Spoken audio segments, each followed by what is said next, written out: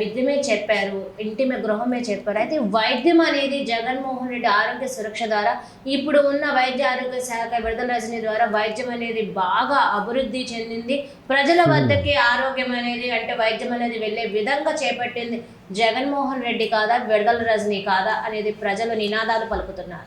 నేను ఒక్కటి అడుగుతున్నాను విడుదల రజనీ గారిని, ఆరోగ్య శాఖ మంత్రి గారిని, లేదు ముఖ్యమంత్రి గారు జగన్మోహన్ రెడ్డి గారిని, ఇదే గుంటూరు నగరంలో మీరు చెప్పేటటువంటి ఇంటింటికి వైద్యాన్ని పంపిస్తామని చెప్తా ఉన్నారు.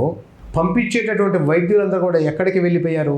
నిన్నగాక మొన్న మన శారదా కాలనీలో కానివ్వండి, మల్లికార్జునపేటలో కానివ్వండి, ఆ ప్రాంతాల్లో ఉన్నటువంటి పేదలు మీరు పూడికి తీయకుండా ఉంచినటువంటి మురుగు కాలువల వల్ల, ఆ దోమలు కుట్టడం వల్ల, అదేవిధంగా ఆ మురుగు కాలువల నుంచి వాటర్ పైప్ లైన్లు వెళ్ళడం వల్ల కలుషితమైనటువంటి నీరు దాగి ఈ ప్రాంతంలో డయేరియాతోటి చచ్చిపోయినటువంటి మాట వాస్తవం కాదా?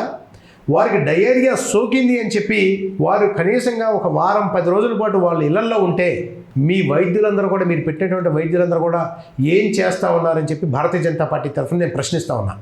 అదేవిధంగా కనీసం గవర్నమెంట్ జనరల్ హాస్పిటల్లో జాయిన్ చేసిన తర్వాత వారిని మినిమంగా వాళ్ళని పరామర్శించారా?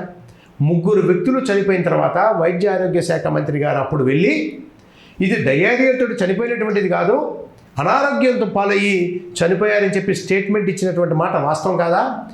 ఇదే నిజమైతే కనుక అదే గవర్నమెంట్ జనరల్ హాస్పిటల్కి సంబంధించినటువంటి సూపరింటెండెంట్ గారు వారు డయేరియాతో చనిపోయారు అని చెప్పి సర్టిఫై చేసినటువంటి మాట వాస్తవం కాదా?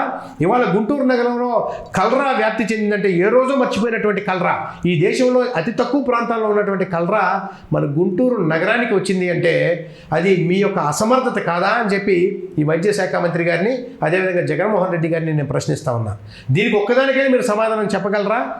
కానీ మరో పక్క చూస్తే నరేంద్ర మోదీ గారు ఈ దగ్గరలోనే మనం చూసుకున్నట్టయితే మంగళగిరిలో, గుంటూరు నగరం నుంచి కూతవేడు దూరంలో ఉన్న మంగళగిరిలో ఎయిమ్స్ హాస్పిటల్ తోటి ఎవరైనా అవుట్ పేషెంట్ అక్కడికి వెళ్తే కేవలం 10 రూపాయలతోటి వారికి కావాల్సినటువంటి అన్ని రకాల పరీక్షలు చేసుకునేటువంటి అవకాశాన్ని కల్పించింది భారతీయ జనతా పార్టీ, నరేంద్ర మోదీ గారి ప్రభుత్వం మాత్రమే.